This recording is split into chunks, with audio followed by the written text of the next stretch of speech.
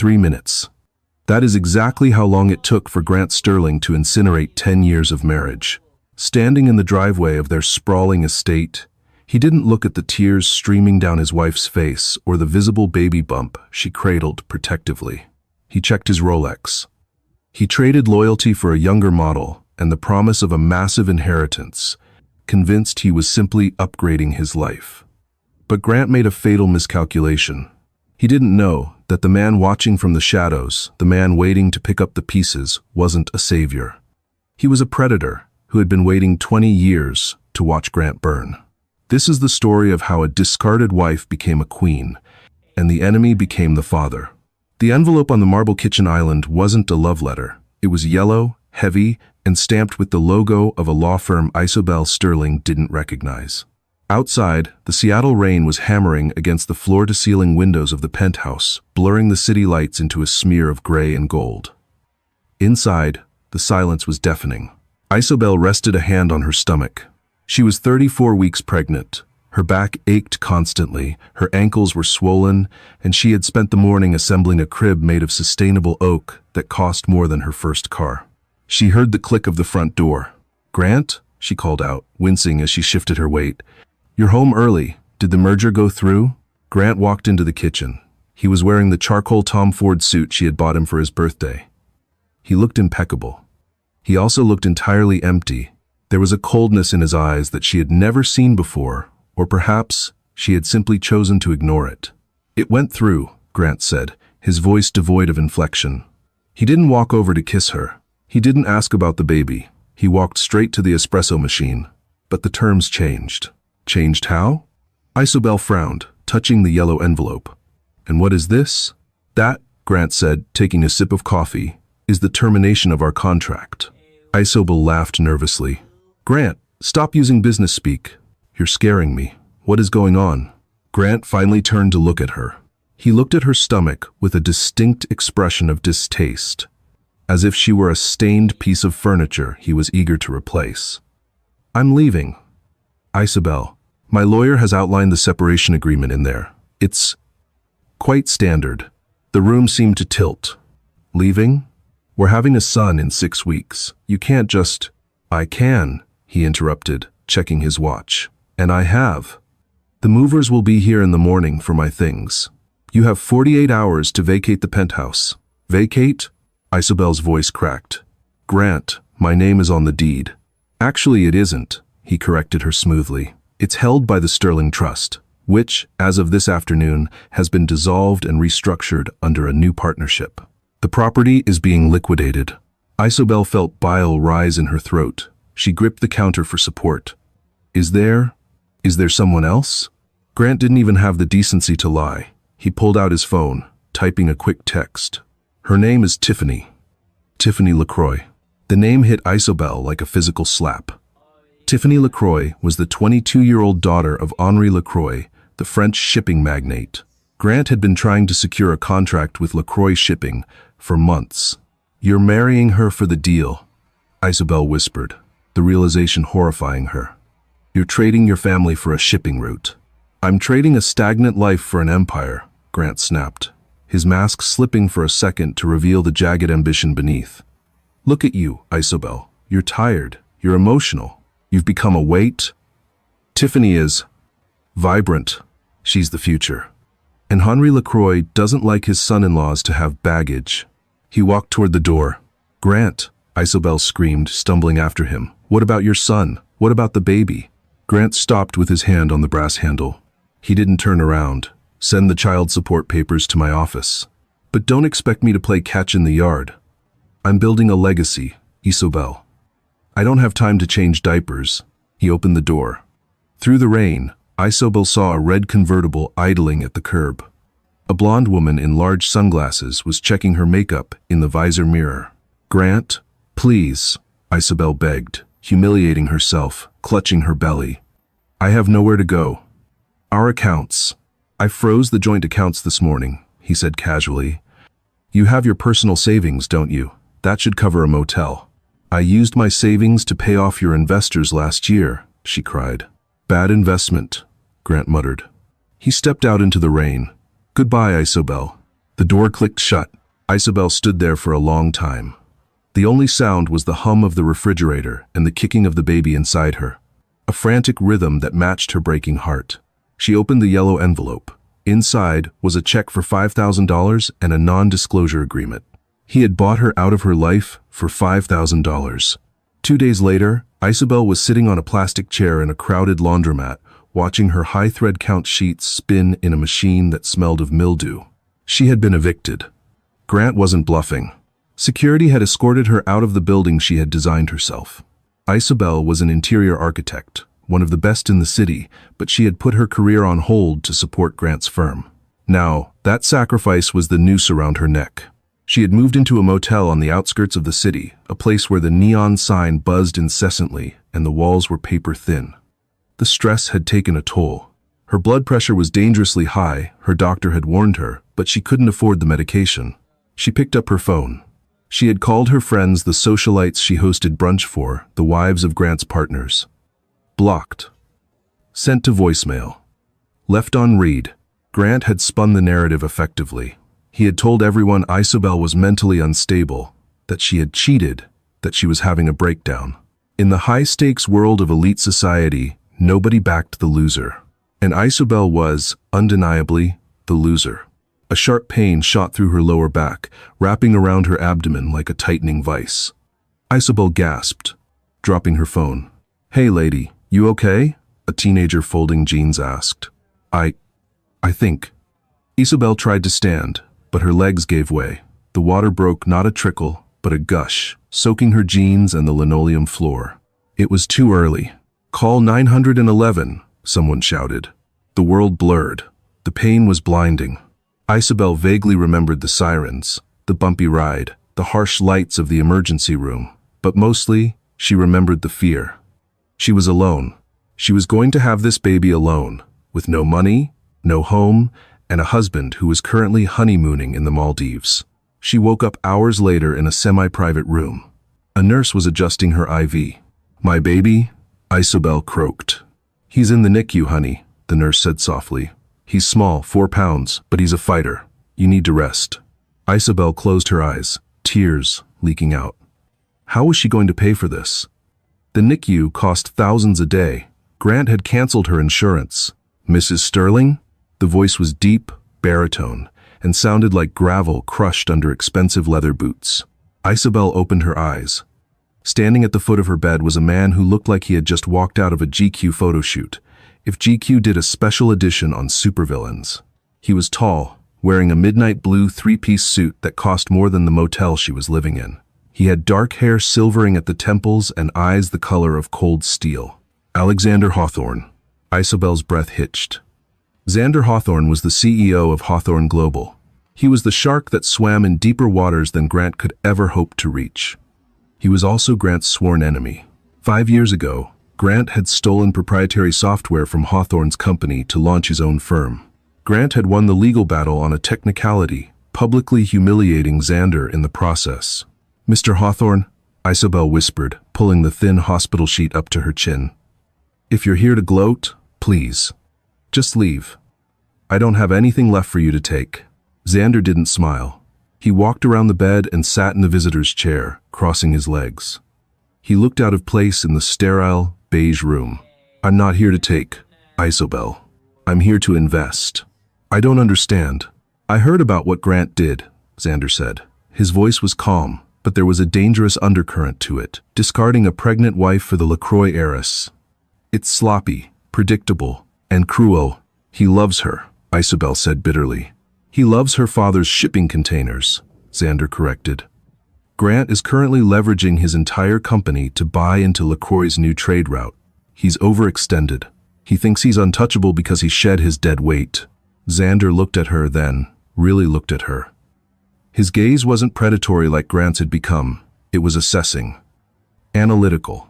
"You were the brain behind Sterling Architecture, were you not?" Xander asked. "I saw the blueprints for the Omni Center. Grant signed them, but the structural flow, that was you. Grant doesn't understand flow. He only understands facades." Isabel nodded slowly.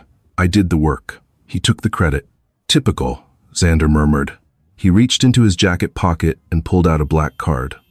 "I've paid your hospital bill and the projected costs for your son's NICU stay." Isobel stared at him. "Why?" "You hate Grant." "Precisely," Xander said.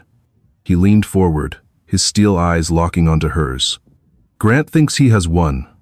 He thinks you will disappear into poverty and shame. I want to prove him wrong. I want to raise you up so high that when he looks up from the gutter he's destined for, all he sees is the sole of your shoe." "You want to use me for revenge," Isobel said flatly. "I want to offer you a job. And a home," Xander said. "My estate has a guest wing. It's private. You will recover. Your son will have the best medical care. In exchange, you will come work for Hawthorne Global as my head of design. We are launching a luxury hotel chain to compete directly with the LaCroix deal." "And what do people say?" Isobel asked. "The discarded wife living with the enemy?" "Let them talk." Xander stood up, buttoning his jacket. "Grant abandoned his family. I am stepping in to ensure a talented woman isn't destroyed by a weak man's ego. It makes me look like a saint, and him like a monster. The PR writes itself."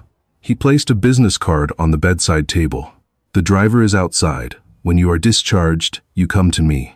Or you can go back to the motel and wait for the checks to bounce." He walked to the door, then paused. "What's the boy's name?" I haven't named him yet," Isobel admitted. "Leo," Xander said without turning around. "Name him Leo, like the lion. He'll need to be strong to survive in this world." Then he was gone, leaving behind the scent of sandalwood and rain, and a lifeline that looked suspiciously like a weapon. The Hawthorne estate was not a home. It was a fortress of glass, steel, and manicured hedges that seemed to cut the sky like knives. It sat on a cliff, overlooking the Pacific, isolated and imposing, much like its owner.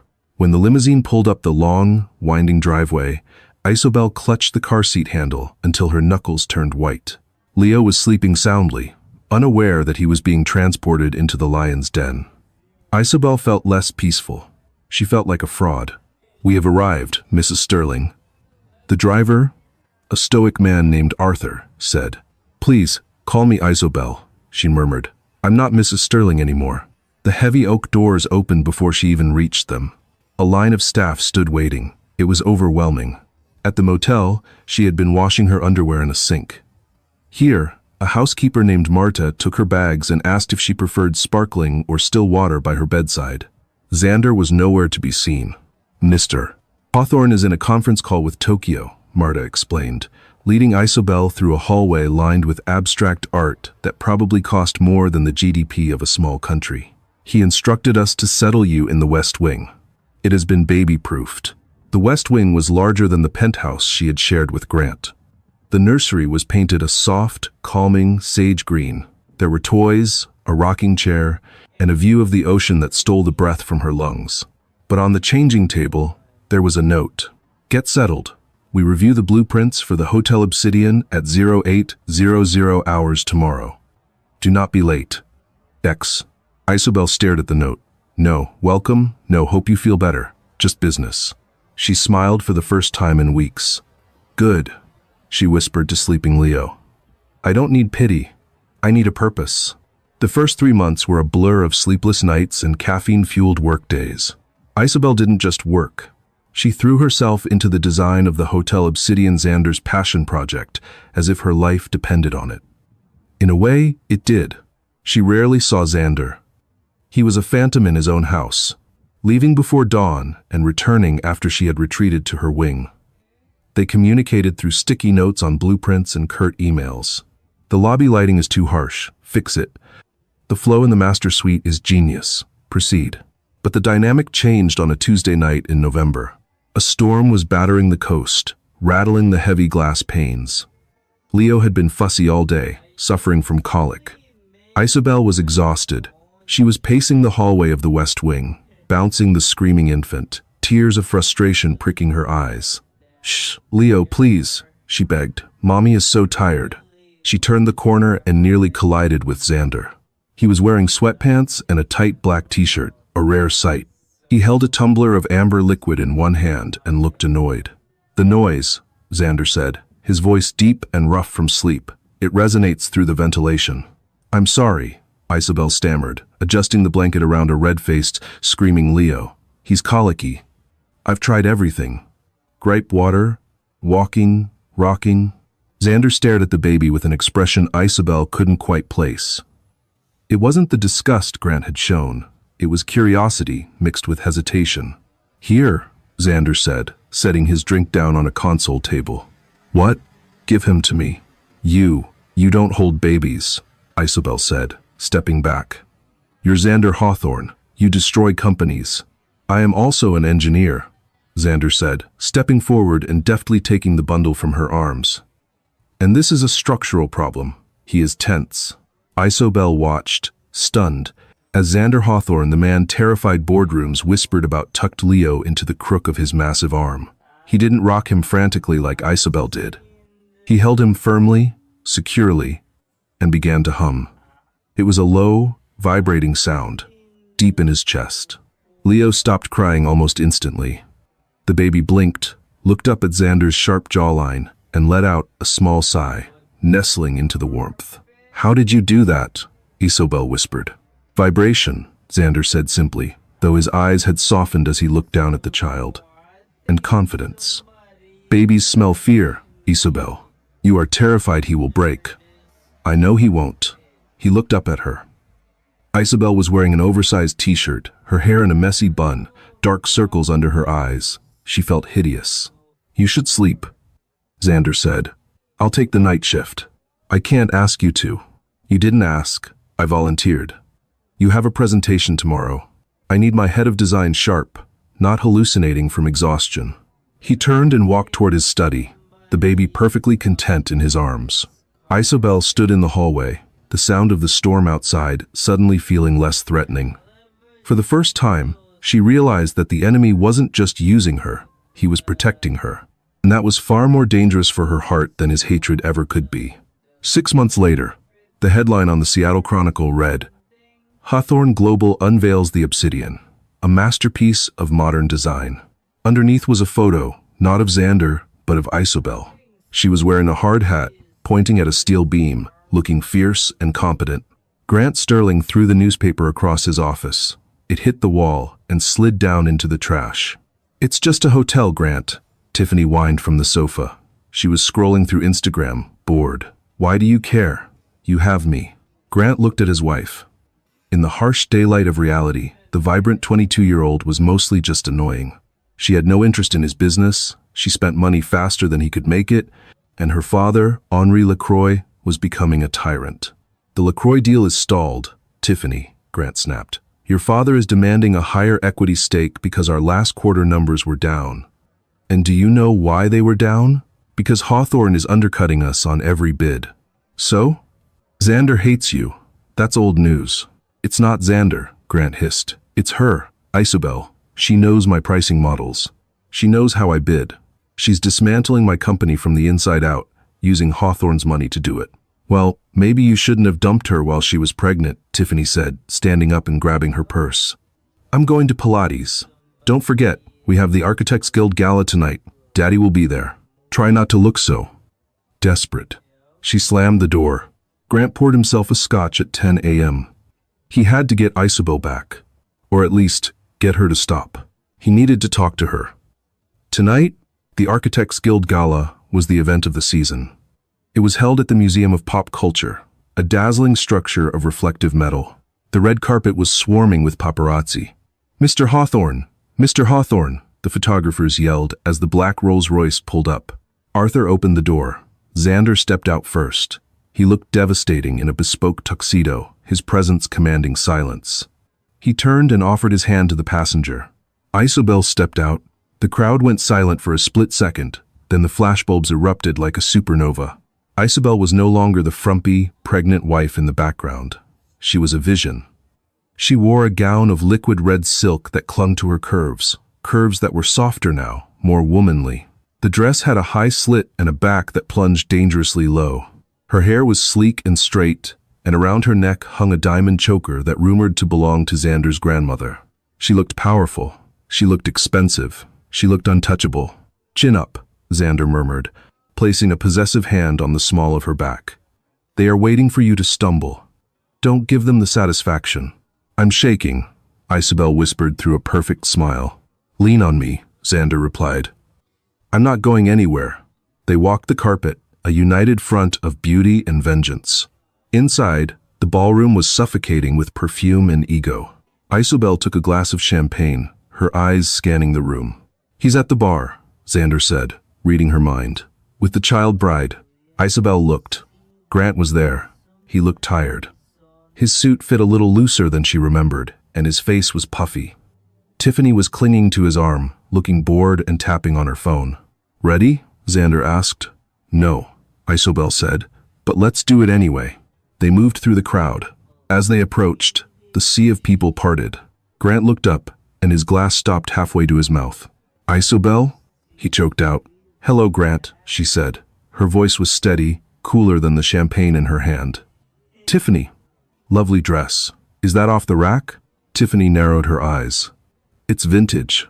It looks tired, Isabel said with a polite smile. Grant ignored his wife. He couldn't take his eyes off Isabel. You look incredible. I saw the obsidian designs. Isabel, they're brilliant. That cantilevered lobby? That was the concept we talked about for the waterfront project.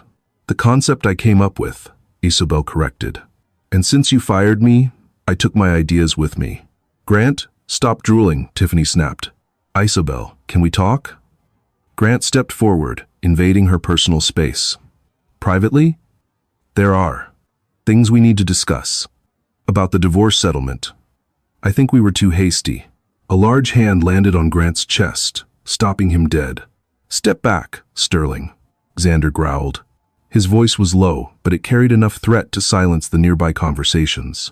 This is between me and my wife, Hawthorne, Grant sneered, trying to regain some dominance. Ex-wife, Xander corrected. And currently, my employee, and... Xander paused, looking down at Isabel. He made a decision in that split second, a tactical nuking of Grant's ego, my partner. Grant laughed nervously. Partner? You mean she works for you? I mean, Xander said, sliding his arm around Isabel's waist and pulling her flush against his side, that Isabel and I are together. In every sense. The lie hung in the air, heavy and electric. Isabel's heart hammered against her ribs, but she didn't pull away. She leaned into him, playing the part. You're lying, Grant said, his face reddening. She hates you. She hated who I was, Xander said smoothly. Just like she loved who you pretended to be. We've both learned the truth. And frankly, Grant, I'm raising your son. He calls me Dada now. He doesn't even know you exist. It was a lie. Leo was barely babbling, but it was a knife specifically designed to twist in Grant's gut. Grant looked as if he had been punched. That's my son. You have a receipt for a $5,000 payoff that says otherwise, Isabel said, finding her voice. It was cold, hard, and final. You bought your freedom, Grant. Enjoy it. And speaking of freedom, Xander added, checking his watch. I believe Henri Lacroix is looking for you. Something about the Asian markets crashing this morning? You might want to check your stock portfolio. I shorted your position an hour ago. Xander winked. Grant's face went pale white. He fumbled for his phone, ignoring Tiffany's screech of annoyance, and ran toward the exit. Isabel watched him go. She expected to feel sad. She expected to feel a lingering pang of love. But she felt nothing. Just a light, airy sense of release. She looked up at Xander. His jaw was tight, his adrenaline clearly spiking. You shorted his stock? She whispered. I decimated it, Xander replied. By tomorrow morning, Sterling Architecture will be insolvent. And the part about us being together? Isabel asked, her breath catching. Xander looked down at her. The room seemed to fade away. The lie was out there now. The press had heard it. The world would know by morning. Strategic improvisation, Xander said, but he didn't let go of her waist. Unless you want it to be true. Isabel stared at him. The villain. The savior. The man who hummed to her son at 3 a.m. I think, Isabel said, reaching up to straighten his bow tie, we should discuss the terms of that merger. The morning after the gala, the world had shifted. Isabel woke up not to the sound of an alarm, but to the silence of the Hawthorne estate. She stretched, her hand brushing against the cold silk sheets of her bed, her own bed. The events of the previous night rushed back to her. The red dress, the flashbulbs, Xander's hand on her waist. Isobel and I are together, in every sense. She buried her face in her hands. It was a PR stunt. A brilliant, tactical maneuver to crush Grant's stock value and humiliate him. Xander was a grandmaster of corporate warfare, and she was simply the queen he had moved across the board. But when she walked into the kitchen, the smell of pancakes and freshly ground coffee hit her. Xander was at the stove. He wasn't wearing a suit. He was wearing gray sweatpants and a fitted white t-shirt that strained against his back muscles as he flipped a pancake. Leo was sitting in his high chair, his face covered in blueberry puree, giggling as he banged a spoon against the tray. "Dada," Leo squealed, pointing at Xander. Isobel froze in the doorway. He called you Dada." Xander turned around. He looked relaxed, younger than she had ever seen him. "He's been saying it for a week. I didn't want to tell you until he perfected the pronunciation.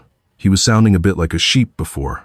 "Xander," Isobel said, her voice trembling. "About last night? The blueberry pancakes are for you," Xander interrupted, sliding a plate onto the island. "Eat. You didn't touch your dinner at the gala." "Stop," Isobel said, walking over to him. "Stop managing me. We need to talk about what you said to Grant. The press is going to be insane. They'll expect a love story," Xander finished. He leaned back against the counter, crossing his arms. His steel eyes were unreadable. "Is that so terrible?" "It's a lie," Isobel whispered. "We aren't together. You saved me. You gave me a job. I owe you my life, Xander, but I can't be another transaction. I can't be the fake wife you used to win a business rivalry." Xander's expression darkened. He moved quickly, closing the distance between them. He cupped her face in his hands, his thumbs tracing her cheekbones. "Do you think I let people live in my house for business?" he asked, his voice low and rough. "Do you think I wake up at 3 a.m. to feed a child that isn't mine because of stock prices?" "Isobel, look at me." She looked. She saw the fire behind the steel. "I destroyed Grant because he hurt you," Xander confessed. "I hated him for years, yes. But when I saw you in that hospital bed, broken by a man who couldn't see your worth, it wasn't business anymore. It was personal." "Why?" she breathed. "Because I know what it's like to be discarded," Xander said, a rare crack appearing in his armor. "My father left my mother for his secretary when I was 10. I watched my mother fade away. I promised myself I would never be like him. And I promised myself that if I ever found a woman who could build a fortress out of a ruin, I wouldn't let her go." He leaned his forehead against hers. "It wasn't a lie, Isobel. Not for me. I'm in love with you. I have been since the night I found you pacing the hall with a colicky baby." Isobel's heart slammed against her ribs. This wasn't a script. This was the man who had rebuilt her confidence, brick by brick. "I'm scared," she admitted, tears spilling over. "Grant said he loved me too." "Grant loves things," Xander said fiercely. "I love you. The mother, the architect, the woman who argues with me about lighting fixtures." He kissed her then. It wasn't the tentative kiss of a new romance. It was a claiming. It was deep, desperate, and tasted of coffee and promise. Isobel melted into him, wrapping her arms around his neck, finally letting go of the fear she had carried for a year. "Dada!" Leo yelled, throwing his spoon on the floor. They broke apart, laughing. Xander wiped a tear from Isobel's cheek. "We have a critic." While Isobel and Xander were building a family, Grant Sterling was watching his life incinerate. He sat in a dark apartment in downtown Seattle. It wasn't a penthouse. It was a serviced rental that smelled of stale cigarettes. Sterling Architecture files for Chapter 11, bankruptcy. LaCroix Shipping pulls out of Sterling merger, citing instability. Tiffany LaCroix files for annulment. Grant scrolled through the headlines on his phone, his eyes bloodshot. The bottle of whiskey on the table was empty. Tiffany had left him 2 days after the gala. She had screamed that he was a loser and that her father had cut her off for marrying a fraud. She had taken the car. She had taken the jewelry. He had nothing. He walked to the window and looked out at the city. In the distance, he could see the crane atop the Hotel Obsidian, Isobel's hotel. It was beautiful, a shining beacon of success. She had done it. She had taken his enemy and turned him into a king, and she was the queen.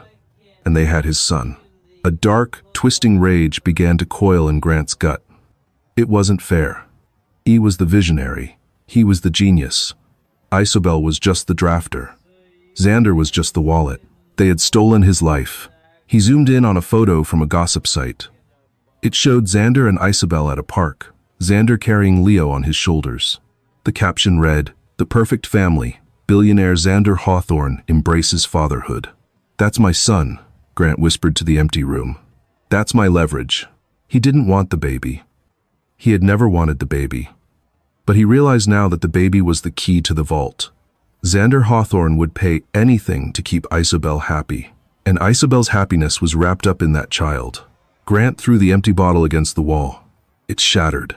"You want a war, Hawthorne?" he hissed. "I'll show you what a desperate man can do." Leo's first birthday was approaching. Isobel wanted a small party, but Xander, in typical fashion, wanted to give the boy the world. They compromised on a garden party at the estate with close friends, staff, and a few of Xander's trusted business associates. But 3 days before the party, Isobel had a pediatrician appointment for Leo in the city. "I'll send Arthur with the armored SUV," Xander said as he adjusted his tie in the mirror. He kissed Isobel's neck. "Security protocol." "Xander, it's a checkup," Isobel laughed, buttoning her blouse. "You're paranoid. Grant is bankrupt and facing lawsuits. He's not a threat." "Desperation makes men dangerous," Xander warned. "Keep the guards close." Isobel rolled her eyes but agreed. The appointment went well. Leo was in the 90th percentile for height. "He gets that from Xander," the doctor had said, assuming Xander was the father, and Isobel didn't correct him. As they exited the medical building, the sky opened up. It was a torrential Seattle downpour. "Arthur is pulling around to the side entrance," the security guard, a massive man named Ben, said into his earpiece. "Stay under the awning, Mrs. Hawthorne." Isobel smiled at the name. She wasn't Mrs. Hawthorne yet, but the ring Xander had designed was currently being forged in Italy. The black SUV pulled up to the curb. The tinted window rolled down. "Get in, quickly," the driver shouted over the rain. Isobel frowned. That wasn't Arthur's voice. She hesitated, clutching Leo tighter to her chest. "Where is Arthur?" "He's sick. Dispatch sent me." "Come on, lady. I can't block traffic." Ben, the guard, stepped forward. "Code word," he demanded, his hand moving to the holster inside his jacket. The driver didn't say a code word. He raised a silenced pistol and fired. Twip. Twip. Ben crumpled to the wet pavement, clutching his shoulder. Isobel screamed. She turned to run back into the building, but the rear door of the SUV flew open. A figure in a black hoodie and a ski mask lunged out. He was fast. Too fast. He grabbed Isobel by the hair, yanking her back. She fell hard onto the wet concrete, scraping her knees, but she didn't let go of Leo. "No, no," she screamed, kicking out. The man didn't speak. He stomped on her wrist. A sickening crunch echoed, and Isobel's arm went numb. Her grip loosened just enough. The man snatched the screaming baby from her arms. "Leo!" Isobel shrieked, scrambling up, ignoring the broken wrist, ignoring the gun. She clawed at the man's hoodie. He backhanded her with the pistol grip. The world exploded in white light, and Isobel collapsed into the darkness. The last thing she heard was the screech of tires and the fading cry of her son. Isobel woke up in a hospital bed again. But this time, Xander was there, and he looked like the angel of death. He was pacing the room, his phone pressed to his ear. His jacket was gone, his sleeves rolled up, and his face was a mask of terrifying fury. "I don't care about jurisdiction," Xander roared into the phone. "Block the airports. Block the ports. Put a grid on the entire city. If a fly leaves Seattle, I want to know about it." He slammed the phone down and turned. When he saw Isobel's eyes open, his face crumbled. "Isobel," he choked out, rushing to her side. He hovered over her, afraid to touch her bruised face or her casted wrist. "God, I'm so sorry. I'm so sorry." "Leo," Isobel rasped. Her throat felt like it was filled with glass. "Where is he?" Xander squeezed his eyes shut. "We haven't found him yet. It's been 4 hours." "It was Grant," Isobel whispered. I smelled his cologne, under the rain and the gas. It was that expensive cologne I bought him." "We know," Xander said, his voice turning cold again. "Arthur was found unconscious in the garage, drugged. And the SUV. It was a clone. Grant planned this. He wants money, Isobel cried. Give him whatever he wants, Xander. Please. Just get my baby back. I will, Xander promised. But he hasn't called yet. At that exact moment, Xander's phone rang. It was an unknown number. Xander put it on speaker. The room went deathly silent. Hello, Hawthorne. It was Grant. His voice was slurred, manic. If you touch a hair on his head, Sterling, Xander said, his voice terrifyingly calm, I will peel the skin from your bones. Empty threats from a man in a suit. Grant laughed. It was a jagged, unstable sound. I have the boy. He's loud, annoying, just like his mother. Isobel clamped a hand over her mouth to stop a sob. What do you want? Xander asked. I want what's mine, Grant shouted. I want my liquidity. I want a flight to the Caymans. And I want $50 million in cryptocurrency transferred to a wallet. I'll text you. Done, Xander said immediately. And, Grant added, his voice dropping to a whisper, I want Isobel to bring it. No, Xander said. Absolutely not. Then the kid goes into the sound, Grant said. I'm at the old shipping yards, Pier 42. The one LaCroix rejected. Poetic, isn't it? Grant, please, Isobel screamed at the phone. I'll come. 1 hour, Grant said. Alone. If I see cops, if I see Hawthorne, the baby floats. The line went dead. Xander stared at the phone. I'm not letting you go there. Isobel sat up, ripping the IV out of her arm. Blood dripped onto the sheets, but she didn't care. You can't stop me. That is my son. He will kill you, Isobel. He has nothing left to lose. Then we die together, Isobel said, standing up on shaky legs. She grabbed Xander's lapels with her good hand. You said you're an engineer? You said you solve problems? Figure this out. Let me be the distraction. You be the weapon. Xander looked at her. He saw the fierce mother lioness, the woman who had survived betrayal and poverty. Okay, Xander nodded, a plan forming in his tactical mind. He reached into his pocket and pulled out a small, black earpiece. Put this in. I have a private security team, former SEALs en route to the pier. I will be in the rafters. You just keep him talking. He kissed her forehead. It felt like a goodbye. Let's go get our son. The shipping yard was a graveyard of rusted metal and rotting wood. The rain was still falling, washing the grime of the city into the dark water of the Puget Sound. Isobel walked down the center of Pier 42. She held a black duffel bag in her good hand. The wind whipped her hair across her face, stinging her eyes. Grant, she screamed over the wind. I'm here. A spotlight flickered on from the upper level of a derelict warehouse at the end of the pier. Come inside. Isobel, Grant's voice echoed over a loudspeaker. She walked into the warehouse. It was cavernous, smelling of fish and diesel. In the center, under a single hanging bulb, stood Grant. He looked deranged. His suit was filthy, his eyes wide and frantic. In one hand, he held a gun. In the other, he held a car seat. Leo was inside, crying softly, exhausted. Put the bag down, Grant commanded. Isobel dropped the bag. It's all there. The transfer codes, the passport. Just give me Leo. Grant laughed. He kicked the bag aside. You think this is about the money? I mean, the money is nice. But it's about you. He stepped closer, swinging the car seat dangerously. You humiliated me. You made me small. I was the golden boy until you and your shark got involved.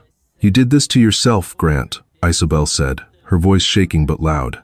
You left. You cheated. You gambled. I took a risk, Grant screamed. That's what men do. And you should have supported me. Instead, you slept with the enemy. He's not the enemy, Isobel said. He's twice the man you are. Grant's face twisted. He raised the gun, pointing it at Isobel's chest. Then maybe you should join him in hell. Now, Xander, Isobel screamed. Glass shattered from the skylight above. A dark figure dropped from the shadows on a repelling line, moving with the speed of a striking cobra.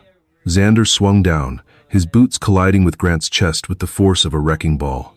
Grant flew backward, the gun skittering across the floor. The car seat flew from his hand. No. Isobel lunged. She dove onto the concrete, sliding on her knees, and caught the handle of the car seat just inches before it tipped off the edge of the pier into the dark water below. She pulled it back, gasping, checking Leo. He was wailing, but he was safe. Isobel looked up. Xander was on top of Grant. There was no elegance in this fight. It was brutal.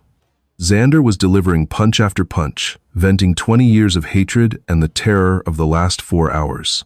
Grant, bloody and broken, fumbled for a knife in his boot. "Xander, look out!" Isobel screamed. Xander saw the glint of steel. He caught Grant's wrist mid-swing. Xander's face was close to Grant's, his eyes burning with cold, blue fire. "You don't deserve to breathe the same air as them," Xander growled. He twisted Grant's wrist. A loud snap echoed through the warehouse. Grant shrieked. Xander stood up, hauled Grant to his feet by his collar, and slammed him against a steel pillar. "Police!" voices shouted from the entrance. The SEAL team and the SWAT team swarmed the building, red laser sights painting Grant's chest. Xander held Grant there for a second longer, his fist cocked. He wanted to end him. Every instinct in his body screamed to finish it. "Xander!" Isobel called out. She was sitting on the floor, clutching Leo. "Xander, don't. He's not worth it. Come to us." Xander froze. He looked at the bloody mess of a man in his grip. Then he looked at the woman and child sitting in the safety of the light. He released Grant, letting him slide down the pillar like a sack of garbage. Xander walked away. He didn't look back as the police handcuffed Grant. He walked straight to Isobel, falling to his knees and wrapping his massive arms around both of them. "I've got you." He buried his face in Isobel's neck, shaking. "I've got you." Isobel kissed his bloodied knuckles. "We're okay. We're okay." Outside, the rain finally stopped. The sound of the judge's gavel hitting the mahogany block was not a sharp crack. It was a heavy, final thud that echoed through the packed courtroom like a coffin lid slamming shut. "Grant Sterling," the judge announced, looking down over his spectacles with disdain. "For the kidnapping of a minor, extortion, and aggravated assault, you are hereby sentenced to 30 years in a maximum security federal facility without the possibility of parole." The courtroom erupted. Reporters shouted questions, cameras flashed, and the gallery buzzed. But amidst the chaos, 3 people were perfectly still. Isobel sat in the front row, wearing a cream-colored suit, her back straight, her hands folded in her lap. Next to her, Xander Hawthorne sat like a statue carved from granite, his hand covering hers. And at the defense table, Grant Sterling slumped in his chair. He turned to look at them. His hair was shaved, his expensive suit replaced by a prison-issue orange jumpsuit that washed out his pale complexion. He looked hollow. He looked at Isobel, searching for a shred of the woman who used to pack his lunch and proofread his emails. He found only a stranger. He looked at Xander, searching for the gloating rival. He found only a wall of indifference. As the bailiffs hauled Grant away, he didn't scream or fight. He simply vanished from their lives, a footnote in the story he thought he was writing. 1 year later, the Hotel Obsidian was closed to the public. The entire structure, a shimmering black jewel on the Seattle skyline, had been transformed for the wedding of the decade. The press had dubbed it the Royal Wedding of the Pacific Northwest. Helicopters circled overhead, trying to get a glimpse of the guest list, which included tech moguls, foreign dignitaries, and Henri Lacroix, who had publicly disowned his daughter and apologized to Xander to save his shipping contracts. In the bridal suite, Isobel stared at herself in the floor-to-length mirror. She wasn't wearing the simple, off-the-rack white dress she had worn for her first wedding to Grant. This dress was a masterpiece of custom lace and silk, designed by the head of a Parisian fashion house who owed Xander a favor. It had long sleeves, a high neck, and an open back that showcased the faint, white scar on her shoulder, a reminder of the night she fought for her son. "You look," a deep voice said from the doorway, "like a queen." Isobel turned. Xander was standing there. It was bad luck for the groom to see the bride, but Xander Hawthorne made his own luck. "And you look nervous." Isobel smiled, walking over to fix his bow tie. "I am," he admitted. He caught her hand and kissed the palm. "I've acquired corporations, hostilely taken over rivals, and negotiated with warlords. But this, pledging my life to you, it is the only thing that has ever terrified me, because it's the only thing I cannot afford to lose." "You won't lose me," Isobel whispered. "We're built on steel, remember?" "I have a gift for you," Xander said. "Technically, it's for Leo. But I think you'll appreciate it." He reached into his tuxedo jacket and pulled out a thick envelope. It wasn't yellow like the one Grant had left her. It was heavy, cream linen paper. Isobel opened it. Her eyes scanned the legal jargon, and her hand flew to her mouth. Petition for adoption. Child, Leo Sterling. Petitioner, Alexander Hawthorne. Status, granted. He's mine now, Xander said, his voice thick with emotion. Legally, in every way that matters. His last name is Hawthorne. Sterling is gone. The legacy Grant was so obsessed with, it ends with him. Leo starts a new line. Our line. Tears streamed down Isobel's face, ruining her makeup, but she didn't care. She threw her arms around Xander, burying her face in his chest. Thank you, thank you. Dada? A toddler in a miniature tuxedo waddled into the room, followed by a frantic nanny. Leo, now 2 years old, had a mop of curly hair and a mischievous grin. Xander scooped the boy up effortlessly. Ready to walk your mom down the aisle, kid? Yeah, Leo shouted, not understanding the question, but loving the enthusiasm. The ceremony took place on the rooftop garden, overlooking the ocean where Grant had once tried to destroy them. The sun was setting, painting the sky in violent shades of violet and gold. As Isobel walked down the aisle, her hand in Xander's, holding Leo between them, she didn't think about the pain of the past. She didn't think about the betrayal, the poverty, or the fear. She looked at Xander, her partner, her protector, her love. She looked at the man who had taken the broken shards of her life and helped her build a cathedral. Grant Sterling had left his pregnant wife for a mistress, hoping to trade up. He ended up alone in a concrete cell. And Isobel? She looked out at the crowd, raised her chin, and smiled. She had won the only war that mattered. She had found a family. And as Xander kissed her under the falling petals of white roses, Isobel knew that this wasn't just a happy ending. It was a new beginning. And that is the incredible story of how Grant Sterling's greed became his own undoing. He thought he could discard people like trash, but he forgot the most important rule of business and life. True value isn't in what you own, but in who you stand by. Grant traded a diamond for a rock, and in doing so, he pushed his wife into the arms of the one man who knew her true worth. What did you think of Xander's revenge? Did Grant get what he deserved with that 30-year sentence? Or was it too light? And would you have forgiven Grant if he apologized? Let me know your thoughts in the comments below. I read every single one. If you enjoyed this story of betrayal, karma, and ultimate redemption, please smash that like button. It really helps the channel grow. And don't forget to subscribe and hit the notification bell so you never miss a new story. We post new dramatic sagas every week. Thanks for watching, and I'll see you in the next video.